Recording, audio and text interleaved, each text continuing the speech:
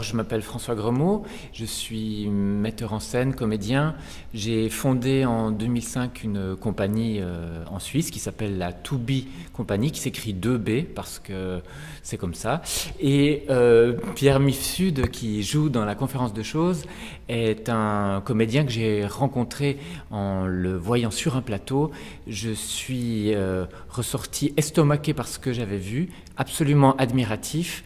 Et c'est la troisième fois que nous collaborons ensemble et je l'admire toujours autant. Au départ, l'idée qu'a eue François, c'est à partir d'une déambulation dans le savoir universel proposé par Wikipédia, on a décidé de tracer la route là en cliquant sur ces mots bleus en fait. Comme dit la chanson, et puis on s'est amusé comme ça à construire un parcours d'une manière un petit peu singulière et en abordant tous les sujets que le hasard nous a menés. Mais au départ, c'est François qui a eu cette idée, et puis ensemble, après, on l'a expérimenté. En fait, l'origine de la conférence de choses, c'est un moment de page blanche. C'est-à-dire, c'est vraiment un moment où je ne savais pas exactement quoi faire comme nouvelle création. Alors, de façon absolument idiote, je suis allé sur Wikipédia en me disant que peut-être qu'en cliquant sur un article au hasard, j'allais trouver le sujet de mon prochain spectacle. Donc j'ai fait ça, et puis je suis tombé sur la finale Wimbledon 1976, quelque chose comme ça, ce qui n'était pas un titre de spectacle très inspirant. Et alors j'ai cliqué un autre, et un autre titre, et un autre titre, et en fait en faisant ça, de façon un petit peu intuitive, je me suis dit qu'il y avait quelque chose à faire, et en fait en commençant à lire un des sujets, en cliquant sur les mots bleus, j'ai vu qu'en fait il y avait un moyen de faire du texte à l'infini. Et ce projet-là m'a vraiment intéressé, et je me suis demandé mais qu'est-ce que je vais faire avec ça, et c'est là que peu à peu j'ai pensé à Pierre, en me disant que si un comédien aussi intéressant et brillant que Pierre peut s'emparer de cette matière, comme j'ai toujours dit que lui pourrait dire l'entier de l'annuaire téléphonique sans jamais ennuyer les spectateurs, là on tenait un texte plus intéressant que l'annuaire téléphonique et une opportunité de pouvoir passer beaucoup de temps avec Pierre.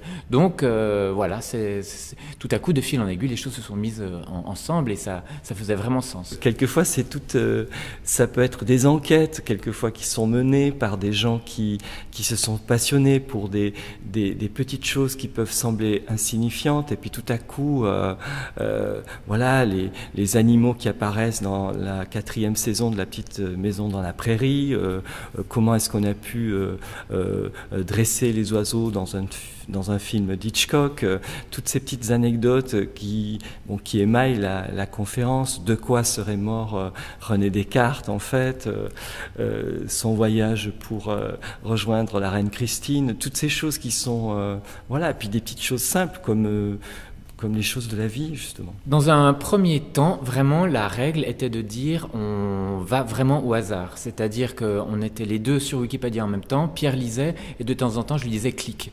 Et en fait, on a accepté tout. C'est-à-dire qu'on a vraiment fait une circulation de 8 heures à travers Wikipédia, en s'interdisant de choisir les sujets.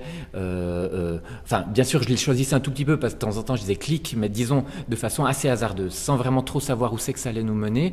Et l'idée était vraiment de surtout pas être par trop malin, parce que sinon on n'aurait choisi que les sujets qu'on aime.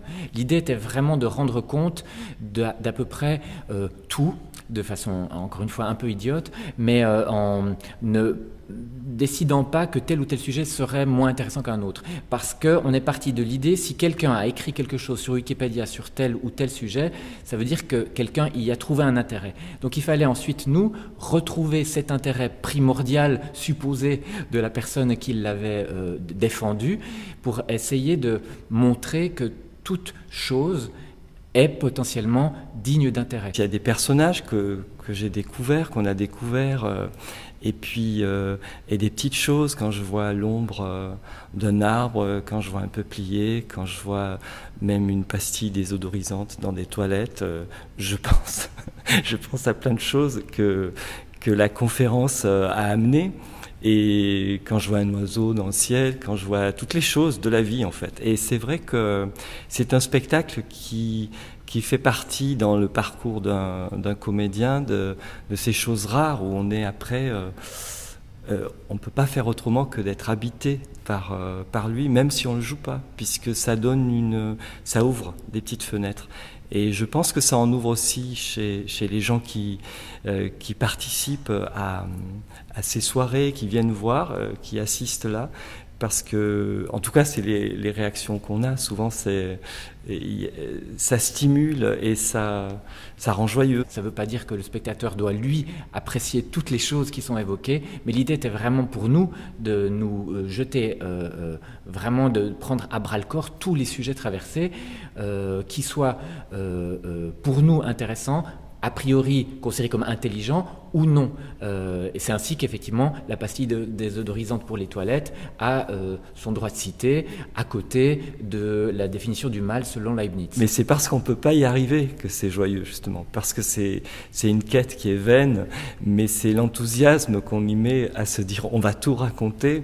C'est ça qui est très jouissif à partager, et c'est ça qui fait, je pense, qui crée la joie chez celui qui participe en tant que spectateur, parce qu'il se dit mais pourquoi est-ce qu'on aborde ça tout à coup, et qu'est-ce que c'est drôle de l'entendre.